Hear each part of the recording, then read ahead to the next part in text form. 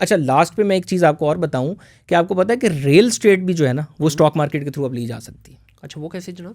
अच्छा, नई मेरे हाँ, कान खड़े हो गए। अब मैं आपको ये बता रहा हूँ कि रियल स्टेट पहले तो होता था ना कि आप स्टॉक के जरिए नहीं ले सकते थे। डॉलमेन मॉल कितना बड़ा है, डॉलमेन मॉल लाहौर भी बन चुका है, कराची भी बन चुका है। अब डॉलमेन जो है ना वो आप स्टॉक से उसका स्टॉक ले सकते हैं स्टॉक मार्केट पे। इसको कहते हैं REIT, ठीक है, रियल स्टेट इन्वेस्टमेंट आगे ऐसे करके कुछ है। अच्छा, ये तो मतलब वो उस शेयर की मद में ही आएगा ना? हाँ, वो क्या कर रहे हैं, वो बेसिकली उन्होंने IPO कर लिया ना अपना।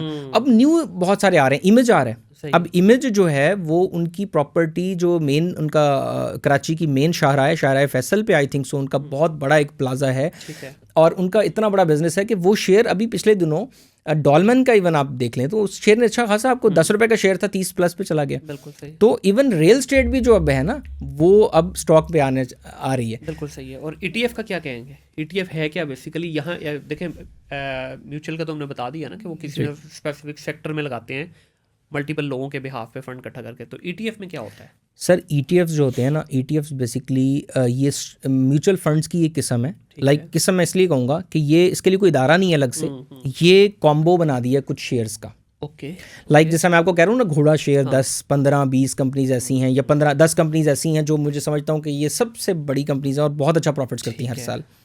सर उस पे ना अब होता ये है कि वो 10 शेयर्स को मिला के ना एक शेयर बना दिया। ओके, तो आप इवन अपनी उसी ब्रोकरेज ऐप पे जहां आप नॉर्मल शेयर लेते हैं, आप जब वहां पर ETF लिखेंगे ना तो आपको डिफरेंट ETFs मिलेंगे। उसमें मिज़ान का भी है, उसमें इस्लामिक ETFs 2 हैं, मिज़ान का और एक और इस्लामिक ETF है। इसके अलावा कन्वेंशनल भी हैं, हबीब बैंक का है उसमें, और भी इस तरह 2-3 हैं। तो उसका फ़ायदा ये होता है कि मैंने मिज़ान का म्यूचुअल फ़ंड नहीं लिया हुआ ना, म्यूचुअल फ़ंड में, लेकिन मैं वैसे पर्सनली मुझे म्यूचुअल फ़ंड ज़्यादा अच्छे लगते हैं। म्यूचुअल में थोड़ी वॉलेटिलिटी ज़्यादा है ना, इसके अंदर ये स्लो पेस है कि ऊपर भी स्लो जाएगा, नीचे बेसिकली ना इसमें ना 2 चीज़ें नेगेटिव पॉइंट है। एक छोटा सा नेगेटिव ये है कि इसमें ना परसेंटेज चेंज नहीं होनी। वो जितना ETF उन्होंने बना दिया है ना वो उतना ही शेयर की वैल्यू। अब म्यूचुअल वाले क्या करते हैं, हर मंथली बेसिस पे ना, अब एक कंपनी लाइक हबको है वो अच्छा परफॉर्म कर रही है तो उसको ज़्यादा वेटेज दे दी, मिज़ान अच्छा परफॉर्म कर रहा है तो हर महीने वो चेंज करते रहते हैं, वेटेज चेंज करते रहते हैं। तो उसमें हाँ ये है कि ETF में आपकी फ़ीस बच जाती है, उसमें आपकी जो मैनेजमेंट फ़ीस है या फ्रंट लोड एंड लोड, तो खैर हमें तो पड़ता नहीं है फ्रंट लोड एंड लोड, तो इसमें आपका शुक्रिया कि मेंटेनेंस मुझे भी नहीं पड़ा। हाँ, तो वो आप उनसे रिक्वेस्ट करके ना, जो लोग भी हैं फ्रंट एंड और जो एंड लोड है वो अपना माफ़ करवा लिया करें, और ये कर देते हैं। बाय द वे 2% से ज़्यादा होता है। हाँ, ये एंट्री के लिए होता है। म्यूचुअल फंड में पैसे डालते हैं तो वो कुछ अमाउंट आपसे चार्ज करते हैं और निकालते हुए, तो वो माफ़ कर देते हैं। बाकी हैंडलिंग तो इतनी उनकी बनती है 2-3% के, वो आपका ज़ाहिर है वो कर रहे हैं, इतना निकाल के दे रहे हैं। अच्छा, लास्ट पे सर, इससे पहले हम इस पॉडकास्ट को एंड करें, इक्विटीज़ की बड़ी बात की जाती है जी, गोल्ड ले लें, ऑयल ले लें, क्रूड ऑयल ले लें, सिल्वर ले लें, तो ये क्या पाकिस्तान में लीगल है? और ख़ास तौर पे क्या ये इस्लामी पॉइंट ऑफ व्यू से जायज़ है? क्योंकि इसमें बहुत सारे मकतबा फ़िक़्ह का ये कहना है कि ये जायज़ नहीं है। इस पर क्या कहना चाहिए? सर बिल्कुल, इसमें ना पैमेक्स एक इदारा है, जिस तरह PSX इदारा है ना जो स्टॉक मार्केट को रेगुलेट करता है, इसी तरह इसका एक इदारा गवर्नमेंट ने बनाया है जिसको पैमेक्स कहते हैं। ठीक है। पैमेक्स जो है वो उसको भी SECP ही विषय से रेगुलेट कर रहे हैं, तो यानी उसमें आपकी इन्वेस्टमेंट सेफ। अब ये इदारा जो बनाया गया है ये बेसिकली आपके इसके भी जो ब्रोकरेज हाउसेज हैं ना PSX वाले, वही ब्रोकरेज हाउस आपको इसका अकाउंट भी खोल देते हैं। तो इसका जो ट्रेडिंग होती है, लेकिन सेपरेट होता है अकाउंट? हाँ, इसका सेपरेट अकाउंट होता है और इसकी ट्रेडिंग होती है वो MT5 के ऊपर, जिस पे क्रिप्टो वगैरह होते हैं। अच्छा, इसके ऊपर ना वो आपको आप गोल्ड ले सकते हैं, आप सिल्वर ले सकते हैं, अच्छा आप फसलें ले सकते हैं, लाइक उसमें शुगर में आप इन्वेस्ट कर सकते हैं। ठीक है। आपको पता है कि हाँ चीनी का रेट इतना जाना है, कॉटन में आप इन्वेस्ट कर सकते हैं, तो इस पे वो उन्होंने एक मीडियम आपको दे दिया। ठीक है। अच्छा, इसमें एक प्लस पॉइंट ये है, जायज़ इस तरह से है ये कि इसमें आप फिजिकल डिलीवरी ले सकते हैं गोल्ड की, यानी आपने अगर गोल्ड खरीदा है ना, तो लेट्स से आपने लिया तो आपके घर डिलीवर हो जाएगा। जो हराम है ना वो फ्यूचर है। फ्यूचर में भी उन्होंने एक टर्म निकाली है जिसको हलाल है, लाइक वो कहते हैं कि आपसे हमने टोकन लेके ना वो चीज़ बुक कर दी है, बाकी पैसे देंगे तो वो हो जाएगी।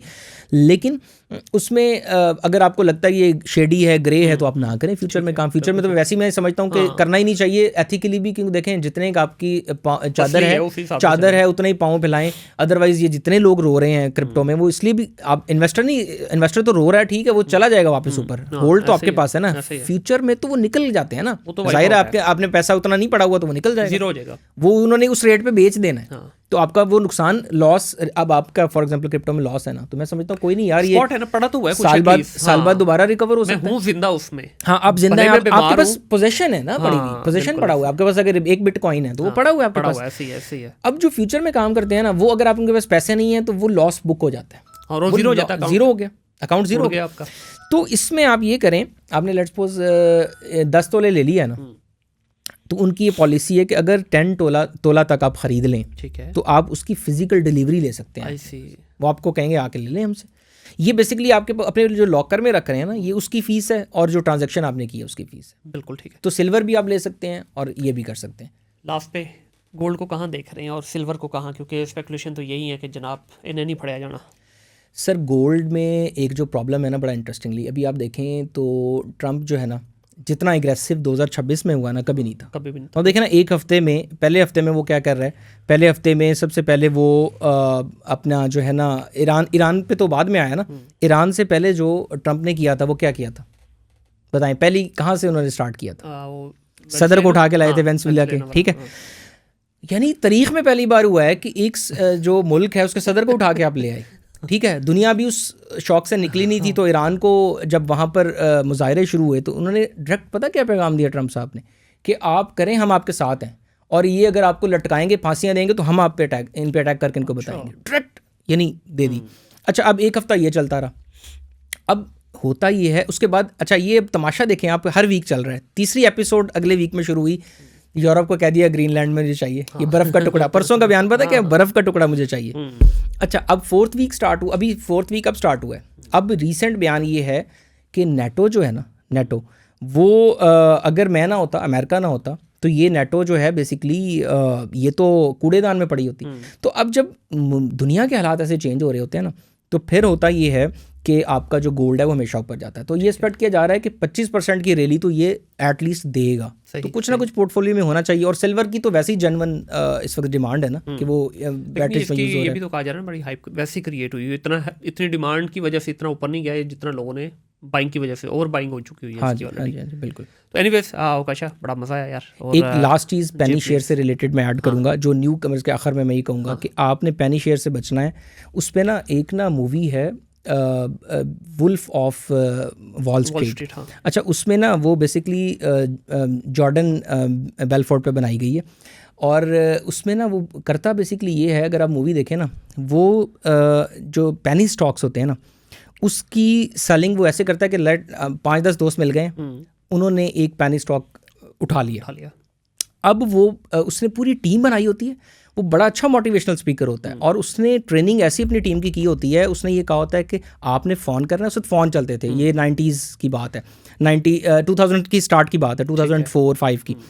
फ़ोन पे आपको ना वो ब्रोकर्स कहते थे कि ये ले लें, और वहीं से फिजिकली वो उठाते थे स्टॉक। वो कहता था कि आपने तब तक फ़ोन नहीं रखना जब तक वो कन्विंस ना हो जाए। सही। अच्छा, और जो कन्विंस नहीं हुआ ना, अगले दिन आपने क्या करना है, अब जाहिर है जिसमें नए लोग आ रहे हैं ना, पेनी स्टॉक ऊपर जाना स्टार्ट होता है, तो अगले दिन आपने फ़ोन करना, देखा कल मैंने $4 का कहा था, आज 5 का हो गया, अगर आज भी नहीं लोगे ना, कल 6 का हो जाएगा। और ये इतनी स्ट्रेटजी कामयाब हुई कि एक पेनी शेयर को उसने लेट्स सपोज अगर $4 का है ना, तो उसको उसने $20 पे पहुंचाया, और फिर उसमें से पैसे निकाल लिए अपने। फिर वो खैर अथॉरिटीज़ को पता लग गया, उसको उन्होंने जेल में डाला, और फिर उसके बाद वो सेटलमेंट करके बाहर आया। और बाय द वे आजकल वो मोटिवेशनल स्पीकर है लेकिन बहरहाल वो एक बहुत अच्छा, खैर तौबा कर ली होगी उसने, लेकिन बहुत अच्छा मोटिवेशनल स्पीकर है, और स्टिल वो उस पर सेमिनार्स वगैरह करते हैं। बिल्कुल ठीक है, थैंक यू वेरी मच अवकाशा, बड़ा मज़ा आया और बड़ी डिटेल में डिस्कशन हुई, क्योंकि पहले भी मैं ये 2 दफ़ा कर चुका हूँ, तो काफ़ी सारी चीज़ें हो चुकी थी कवर, लेकिन हमने कोशिश की कि ऐसी चीज़ों पे डिस्कस किया जाए जो पहले नहीं हुई, और I am pretty much sure कि जो हमारे लिसनर्स हैं इनको फ़ायदा ज़रूर होगा इस पॉडकास्ट से। Thank you very much again.